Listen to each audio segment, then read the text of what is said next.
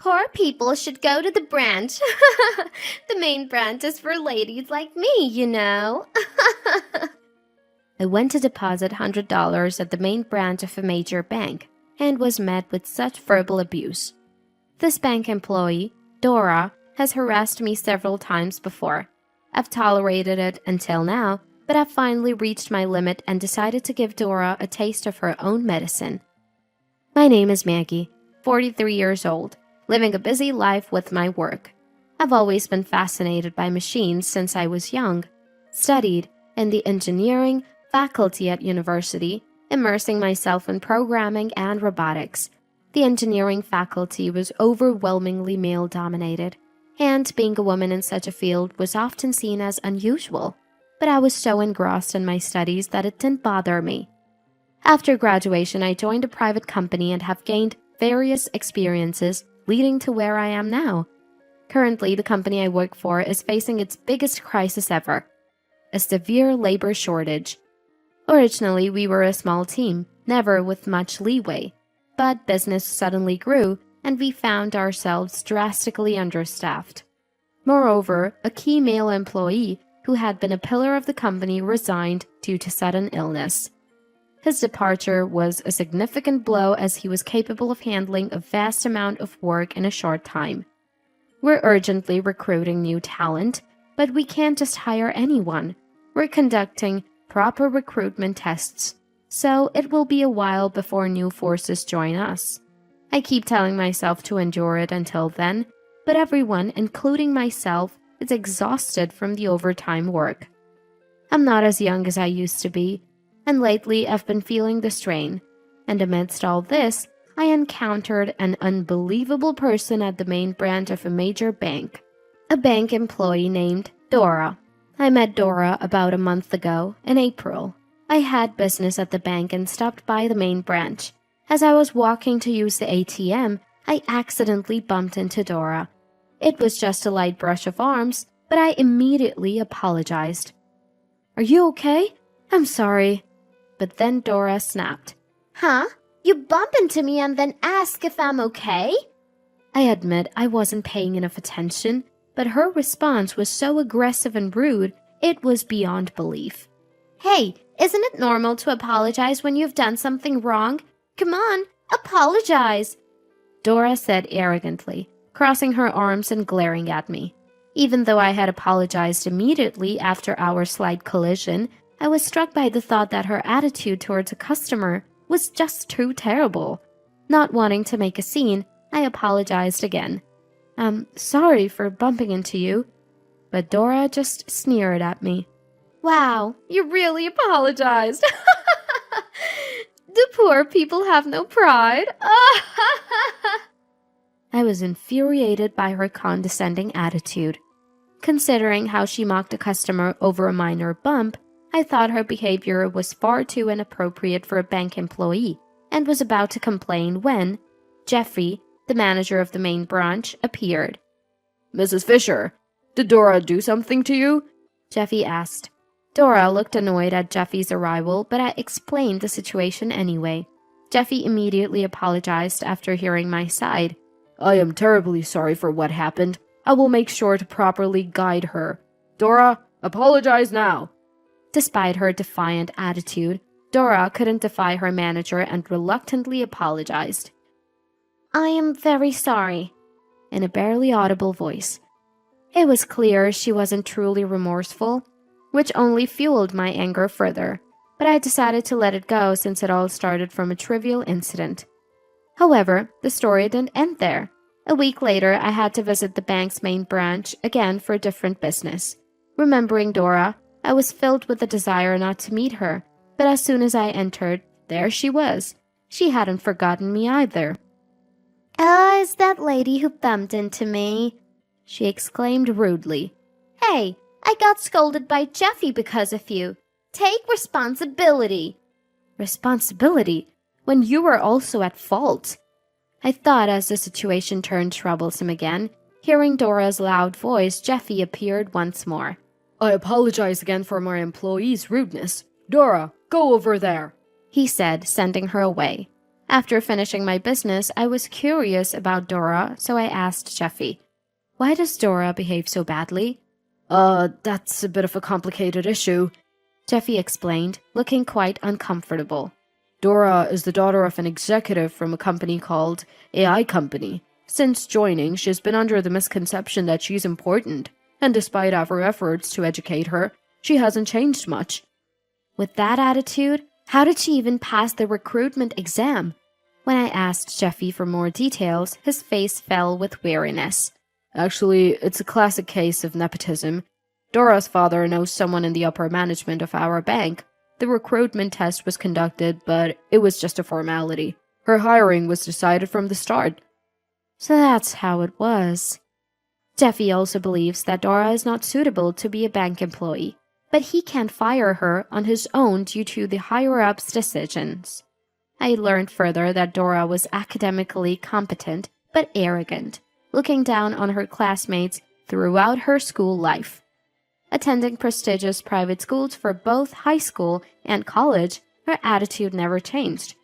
After quitting her first job post-university and spending time idly, her parents decided to employ her at the bank. Dora, who has been overbearing since her student days, apparently lacks even basic manners. "Whenever she deals with customers, she almost always ends up upsetting them, and we can't trust her with any responsibility."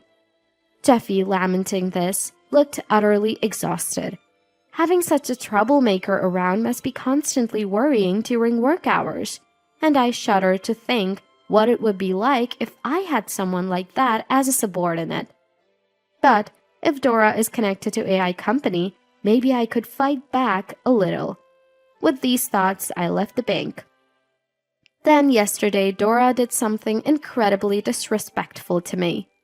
I had stopped at a cash-only eatery during lunch and needed to withdraw money from an ATM. I was so tired that I withdrew more than necessary. I realized this only after paying for my meal. Having lost $500 once when I was new to the workforce, I have since been reluctant to carry much cash.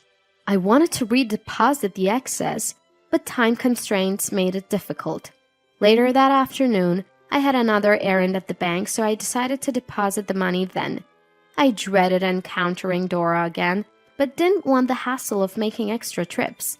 Fortunately, Dora wasn't at the ATM, but it was unusually busy that day. The counter was free, and to my relief, Dora wasn't there either. As I was taking out my wallet, which contained $200 bills and a few tens, I usually carry between $100 and $150. Just as I was about to deposit a $100 bill, "Ah, what's this?" I heard a familiar mocking voice. I turned in shock to see Dora approaching, reeking of strong perfume and in a strangely cheerful mood. "Just came back from a long lunch, and look what I found!" Interesting stuff? Sensing the ominous atmosphere, other bank employees told Dora to leave, but she ignored them and shockingly tore my $100 bill to pieces. The onlookers were speechless at her outrageous behavior. "Hey, what are you doing?" Shocked, I yelled out, and Dora laughed crudely. "Depositing such a small amount in this prestigious bank, you must be kidding. Poor people should go to the branch.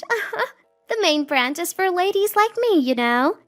Hearing this, I reached my limit of tolerance. I no longer felt the need to hold back with such a person and resolved to give Dora a taste of her own medicine. Unaware of my thoughts, Dora continued to brag.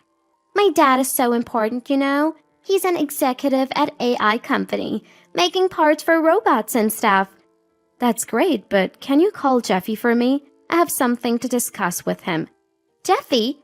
This seems like it's going to be a hassle, but as a service, I'll call him." Dora, looking displeased, called Jeffy. I explained the situation as calmly as possible, and though Jeffy looked like he was about to collapse, I firmly said, "I'm closing my $8 million corporate account." My voice was lower than I expected, and my speech naturally slipped into a more casual tone. Despite trying to stay calm, I felt uncontrollable anger rising within me. Taken aback by my sudden decision, Jeffy stammered, "What?" I can't trust a bank with such rude employees. I'd be fine if you fired her, but that's impossible, right? So I'm closing my account." As I said this, Jeffy began to look frightened, but Dora was still laughing carelessly. "What's the big deal? It's just a torn $100 bill." Jeffy, ignoring Dora's nonchalant attitude, "Let's discuss this in the back," said in a trembling voice. Looking around, I noticed other customers staring at us with frozen expressions. Realizing we had caused a scene, I decided to follow Jeffy's suggestion to move the discussion. In the meeting room, Dora started belittling me again. "You came all the way to the main branch just to deposit a measly $100, right? Such a poor person doesn't belong here. I was just teaching you that." I had a lot I wanted to say, but I decided to first address the treatment of money. No matter the amount, it's wrong to treat money carelessly, especially for a bank employee. But it's also a banker's role to remind people of their place, don't you think? Ding, ding, ding! Dora joked. At that moment, Jeffrey's anger finally exploded. "Enough! You tore someone's money and call it a warning? You are fired no matter what." "Oh, as if that's going to help. The higher-ups will scold you, won't they?" Dora, believing her father would protect her, maintained her smug expression. However, Jeffrey was not about to give up. "No, if Mrs. Fisher closes her $8 million corporate account, even the upper management will have no choice but to fire you." Dora looked skeptical. $8 million? Do you really have that kind of money? Hearing this, Jeffrey sighed heavily. "When you joined this bank, I clearly explained that Mrs. Fisher is the CEO of the rapidly growing Super Robotech, and she holds an $8 million corporate account." "Huh? This person is a CEO? You're kidding, right?" Dora was shocked. "It's true. I am the CEO of Super Robotech." "Indeed, I am the CEO of Super Robotech, a company I founded after working in a private enterprise involved in robotics post-university. Initially, it was tough with just a few like-minded colleagues and tight finances, but we recently experienced rapid growth due to the success of our pet and caregiving robots. The media attention has been great, but it has made us extremely busy, and we are currently struggling with a shortage of staff. Ideally, I wouldn't even want to deal with someone like Dora." As I explained this to Dora, she seemed to realize that she had made a significant mistake and started to get flustered. "No way! So the $8 million corporate account isn't a lie? I'm so sorry!" "You realize this now? And today, Mrs. Fisher came to consult about the account. The $100 was just an afterthought." Jeffy shouted loudly. Even the usually brazen Dora was shaken and kept apologizing. "I'm sorry, I'm really sorry!" "But if you have $8 million, what does $100 matter?" That was her true feelings slipping out. Hearing this, my anger rose further. I would have been angry even if it was just $10. It's the act of looking down on others and mishandling money that infuriates me. "But you can easily make $100, right?" Instead of apologizing sincerely, Dora continued to provoke me. "Do you realize how hard it is to earn $100? My company started very small, and there was a time when making $100 in sales was a struggle. Even though we are growing rapidly, we are not yet stable, so I am careful with money." As I forcefully made my point, Dora seemed overwhelmed and her face tightened. "Yes, money is important. I'm sorry." But it was clear she was apologizing out of fear, not understanding. "You've done things that are beyond a joke, so don't think a mere apology will suffice. Unless you're fired, I won't be satisfied." "You're seriously trying to get me fired? That's a bit much." Dora's earlier bravado was nowhere to be seen. She started to panic, but I found her attitude somewhat amusing. "You're an executive's daughter, right? Your family is wealthy, so even if you get fired, you shouldn't have financial troubles." "No, that's not it. I have my own issues." Dora interrupted me, waving her hands frantically. "Actually, just this morning, Dad warned me about my attitude at the bank. He said if I cause any more problems, he'll kick me out of the house." "Actually, I felt I had to do something, so I contacted Dora's father," Jeffy added. Dora glared at him as if to say he had done something unnecessary. "Don't look at me like that. Haven't you always caused trouble for your parents since you were a child? This was bound to happen." Dora looked down as I spoke to her sternly. Indeed, my parents have always been worried about my bad attitude, and I lied about becoming serious to get this job at the bank. That's why you're being abandoned. I sighed. Suddenly, Dora's face lit up with an idea. If Dad doesn't find out I'm fired, it'll be fine. So everyone, please stick to the same story. I was appalled by her absurd suggestion. I'll pay you if you help me, she offered, thinking money could sway us. However, I wasn't protesting for money and wouldn't remain silent. Instead, I shared this with her. Your father's company, AI Company, does business with my company. I even had a recent opportunity to work with your father, so I've already reported your misconduct. What? Dora was stunned. Your actions are already well known. Why did you tear up the money, especially after your father's warning? Well, I thought I'd get away with it. Just got carried away. Dora struggled to find words. Suspecting she was hiding something, I moved closer and sniffed. The source of the peculiar smell became clear. Have you been drinking? What? Dora's voice pitched high, her shoulders trembling. No way! I would never drink on the job. Lying only worsens your impression, I warned. She finally admitted. Yes, I drank at lunch. Dad threatened to throw me out, and I was under tremendous stress. Drinking during work hours is unprofessional. Your unusual high spirits were due to alcohol, I see. I couldn't help but remark. Dora's face turned as if she was about to cry. The alcohol has worn off. Please don't be so harsh. I only drank a little to relieve stress. I am remorseful. Drinking at work is not acceptable, regardless of stress, I scolded. Dora felt silent, so I took the opportunity to insist on a proper apology. After all the trouble you've caused, shouldn't you apologize properly? You yourself said before, if you do something wrong, you should apologize. You're right, Mrs. Fisher. Apologize sincerely from the bottom of your heart. Encouraged by Jeffy, Dora apologized. I'm truly sorry. I realize now that I went too far. I will properly compensate for the $100. Her demeanor was genuinely humble, and her regret was evident. However, I had no intention of helping her. I will report your misconduct to the bank's upper management and strongly advocate for your dismissal. Be prepared for that. Even Dora seemed to understand that resisting further was futile. Yes, she nodded and then fell silent. Whatever lay ahead for her was not my concern. With these thoughts, I left the bank.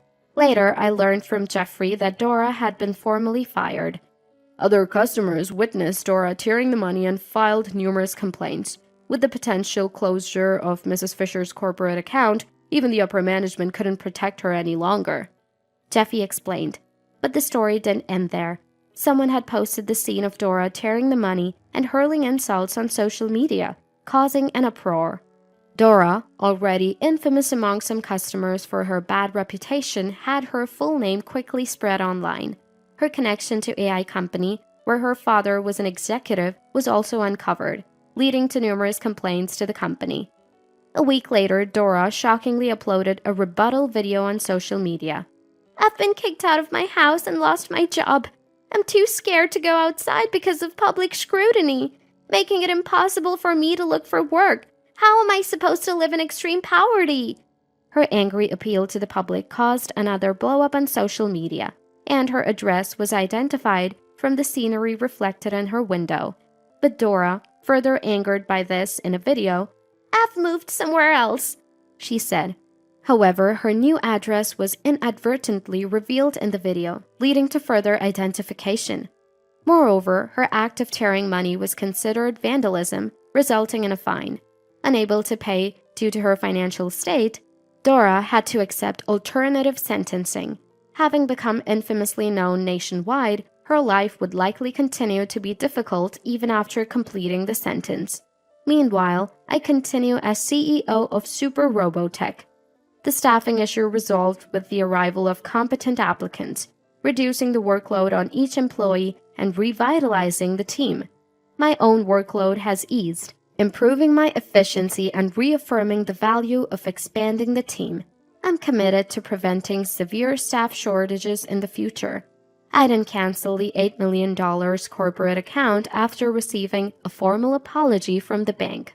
However, for easier fund management, I did transfer some money to another bank's corporate account, which was the original reason for my bank's visit that day.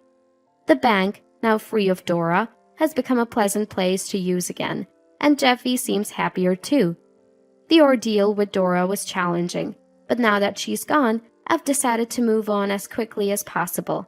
I'd rather focus on my passion for robotics and continue working hard for my employees and our beloved robot projects.